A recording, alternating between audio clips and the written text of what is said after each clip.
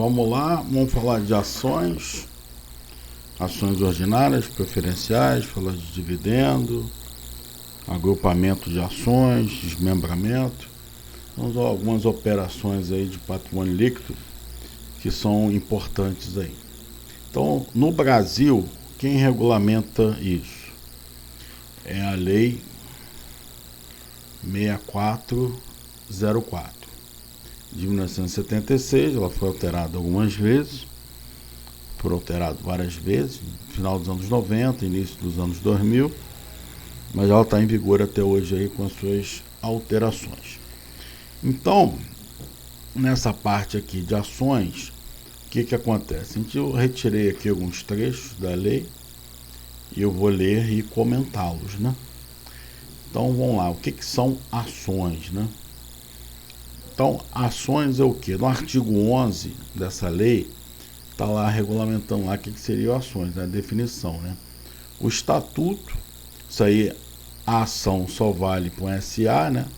Fechada ou aberta. Se for uma empresa com outra formação societária, não dar-se o nome de ações, mas assim de cotas, né? Então nós estamos falando especificamente de SAs, né? Então o estatuto fixará o número de ações em que se divide o capital social e estabelecerá se as ações terão ou não valor nominal. Então pode ter valor nominal, pode não ter. Esses dois tipos de ações, elas existem, né? Na companhia de ações sem valor nominal, o estatuto poderá criar uma ou mais classes de ações preferenciais com valor nominal. Então, o primeiro aí, o segundo, o valor nominal será o mesmo para todas as ações da companhia, e o valor nominal das ações de companhias abertas não poderá ser inferior ao mínimo fixado pela Comissão de Valores Mobiliários. Então, tem um fato aqui que a empresa pode ter valor, a ação pode ter valor nominal ou não ter valor nominal. Se tiver valor nominal, aquele valor é o mínimo para ser comercializado na emissão primária. Se ela não tiver valor nominal, aí esse mínimo aí é fixado pela Comissão de Valores Mobiliários. No caso, atualmente, R$1. Então, temos aí ações com valor nominal. É vedado a emissão de ações por preço inferior ao seu valor nominal, que a gente acabou de falar isso, né? Está aqui no artigo 13, né? Se ela tem valor nominal, esse valor nominal é o mínimo para comercialização. Para comercialização primária, quando ela está emitindo. Depois no mercado aí é diferente. E ações sem valor nominal, aí esse mínimo aí é estabelecido pela Comissão de Valores Mobiliários. Então, no artigo 14, diz lá, o preço de emissão das ações sem valor nominal será fixado na constituição da companhia pelos fundadores e no aumento de capital pela Assembleia Geral ou pelo Conselho de Administração. Tem aí as referências aí. Quais são as espécies de ação? Que é o título aí do nosso tópico, né? Artigo 15. As ações conforme a natureza ou dos direitos ou vantagens que confiram a seus titulares são ordinárias e preferenciais. Existe também a questão aí da ação de fruição, que não é objeto aqui do nosso estudo, mas ela também existe. Mas ela está vinculada aí à ação, principalmente a preferencial. Então, as ações da empresa são ordinárias ou preferenciais. As ações ordinárias da companhia fechada e as ações preferenciais da companhia aberta e fechada poderá ser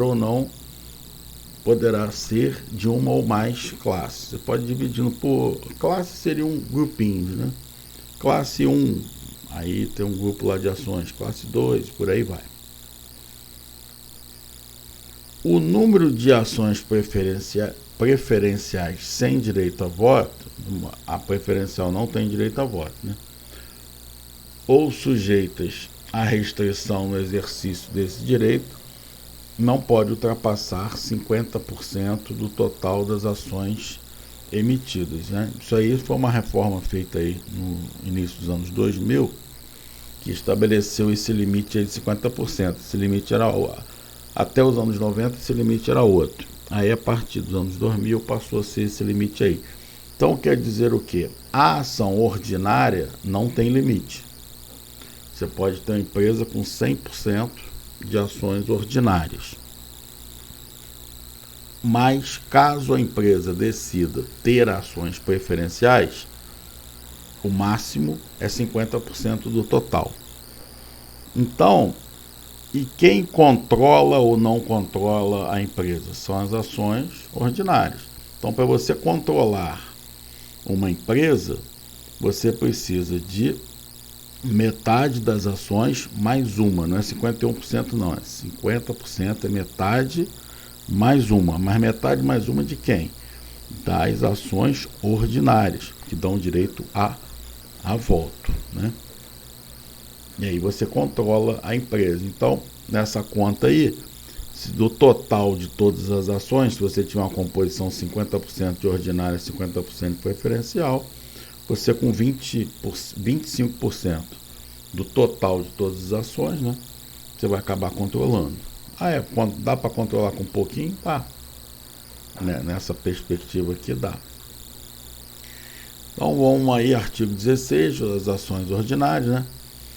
O artigo 16 regulamenta, né, direito de voto em separado para o preenchimento de determinados cargos de órgãos administrativos. Então, qual a grande vantagem da ação ordinária? Que ela dá direito a voto de você, quer dizer, é uma sociedade de capital, né? Não é uma sociedade de pessoas. Isso quer dizer o quê? Numa sociedade de capital, manda mais quem tem mais capital. Numa sociedade de pessoas, cada pessoa é um voto. Então, aqui é uma sociedade de capital. Quem tem mais capital, manda mais. Manda mais em que sentido? Você elege o topo da cadeia alimentar da empresa, o comando, o CEO, os diretores. No Brasil é chamado de diretor, nos Estados Unidos chama-se de vice-presidente, né? Tem o presidente e os vice-presidentes, né? Então, os executivos do primeiro escalão, se você tem mais capital, você vai eleger esses executivos, que vão mandar efetivamente na empresa. Então, a ação ordinária, ela te dá o quê? É poder. Basicamente, ela te dá isso, poder. Poder de decisão, de você direcionar aí os rumos da empresa. Então, essa que é a grande vantagem. E a ação preferencial? A ação preferencial, o nome já está dizendo, né? As preferenciais ou vantagens de ações preferenciais podem consistir. Então, a ação preferencial, como o nome está dizendo, ela vai te dar algumas preferências. E vamos elencar aí o que está na lei aí, os principais aí. Em prioridade na distribuição de dividendos, fixo ou mínimo. Então você pode ter o dividendo. O que é o dividendo? A distribuição do lucro. E essa distribuição do lucro pode vir de várias formas. Pode ser um percentual do lucro a ser distribuído. Pode ser fixo, um valor fixo, R$1, R$2, R$3. E no Brasil tem valor mínimo, né? Fora do Brasil, a maior parte dos países não tem, mas aqui tem valor mínimo. Depois a gente vai falar desse mínimo aí, do dividendo. Seu item 1, né? Item 2, em prioridade de reembolso de capital, com prêmio ou sem ele. Independente do direito de receber ou não o valor do reembolso do capital, com prêmio ou sem ele, as ações preferenciais sem direito a voto, ela não tem direito a voto normalmente, né? Ou com restrição ao exercício desse direito, somente serão admitidos à negociação no mercado de valores imobiliários se a ela for atribuída pelo menos uma das seguintes preferências ou vantagens, né? Então tem lá algumas preferências aí. Direito a participar do dividendo a ser distribuído correspondente a pelo menos 25% do lucro líquido do exercício, calculado conforme o artigo 202, de acordo com os seguintes critérios. Depois esse lucro a ser distribuído, que aqui no Brasil também é diferente, eu vou fazer em outro vídeo, em outra oportunidade. Aqui, depois a gente fala sobre isso. Aqui é só sobre as ações preferenciais e ordinárias. Então, esse seria uma vantagem, um privilégio, né? O segundo seria a prioridade de recebimento dos dividendos mencionados nesse inciso corresponde a no mínimo 3% do valor do patrimônio líquido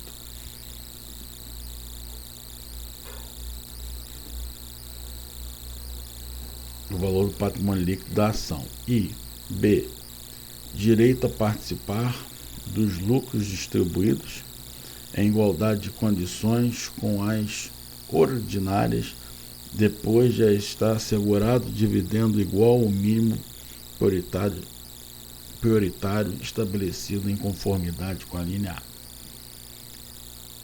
Direito ao recebimento de dividendo por ação preferencial pelo menos 10% maior do que atribuído à ação ordinária, ou direito a ser incluídas na oferta pública de alienação de controle nas condições previstas no artigo 254-A, assegurado dividendo pelo menos igual às ações ordinárias.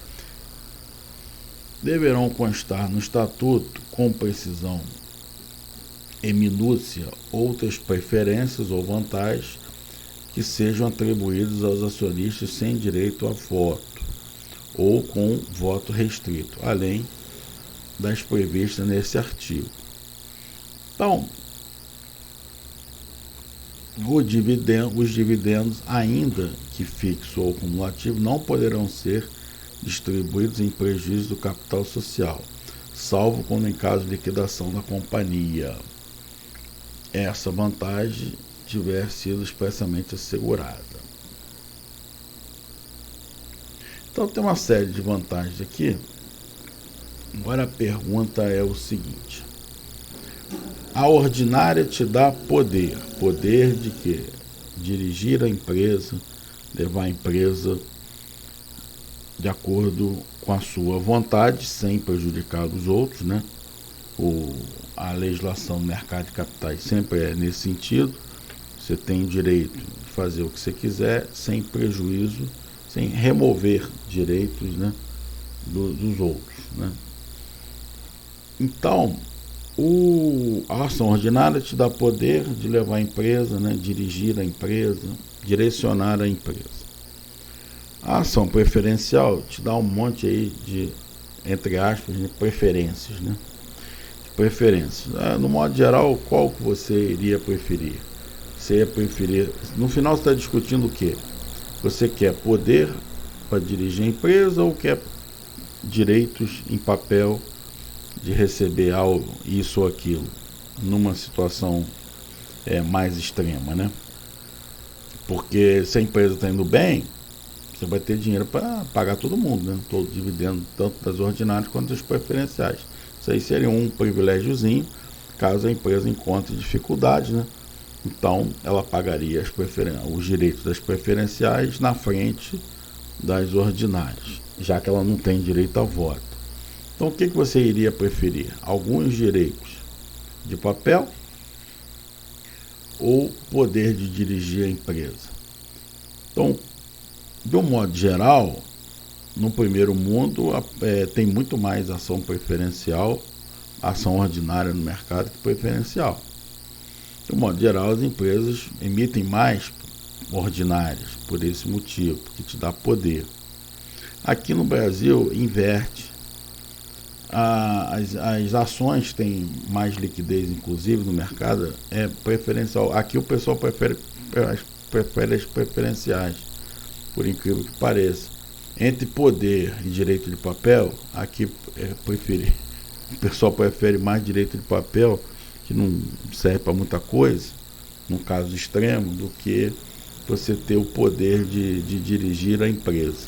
Então, cada mercado com as suas características, e isso faz diferença. Faz diferença. Uma situação, pequenas diferenças em relação ao mercado dos Estados Unidos, por exemplo. Aqui tem muita preferencial. Você pode ter até a metade de todo o capital de preferência. É muita coisa. Então você tem um excesso de ações preferenciais e elas têm, se você pegar uma empresa grande, tipo uma Vale do Rio Doce, uma Petrobras, que tem muita liquidez nas suas ações, todo dia está trocando de mão, né? Tem gente comprando, vendendo, isso que dá a liquidez.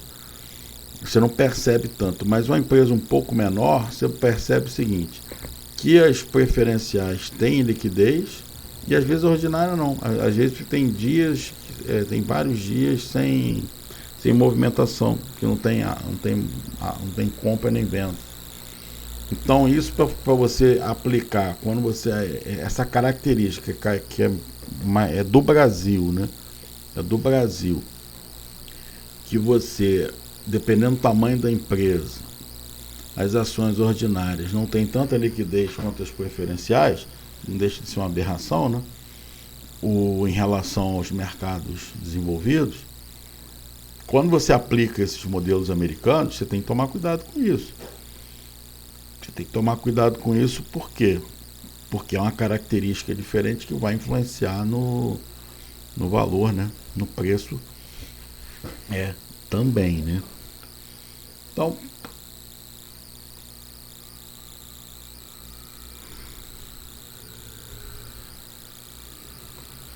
aqui agora outras vantagens aqui, né?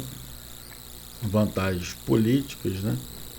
O estatuto pode assegurar a uma ou mais classes de ações preferenciais o direito de eleger em votação em separado uma ou mais membros ou órgãos da administração. Isso já apareceu antes, né, no texto da lei, mas aqui fica um pouco mais destacado, né?